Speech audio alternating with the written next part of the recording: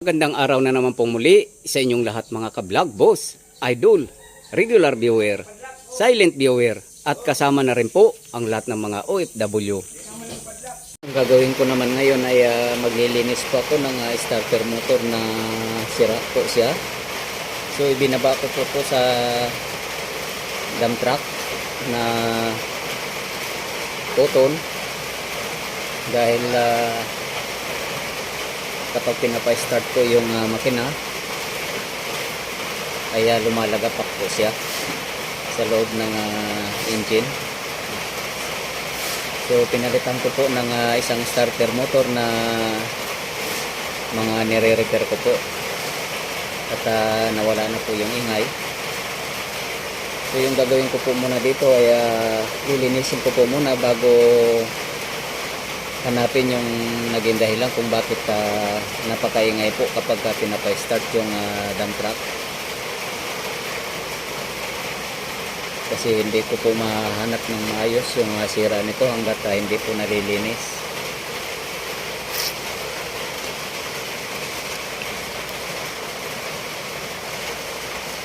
So linis-linisan ko po muna.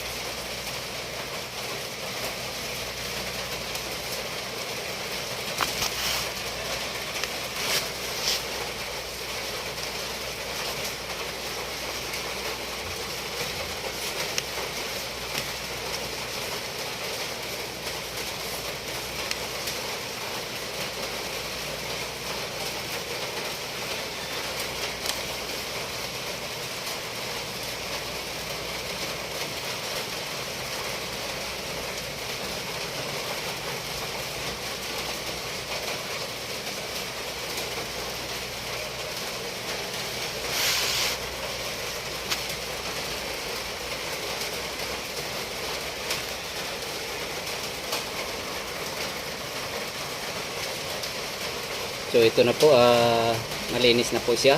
So at saka ko pa lang po siya i-start na i-diagnose kung ano po yung naging dahilan nung kapag ini-start po yung makina ay lumalagapak siya.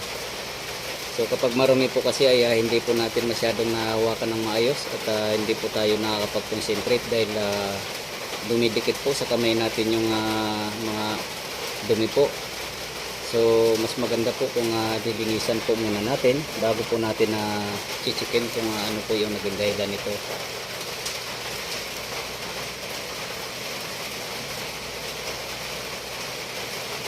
Yan, so hindi ko na po muna ipapakita yung pagka-check nito at sa susunod po na video ay ipapakita ko po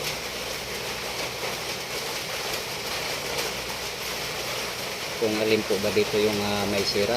So itong motor ko ba na to or solenoid o kaya itong relay. So malalaman po natin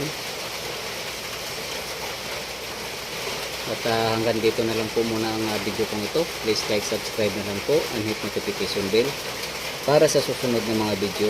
God bless all po.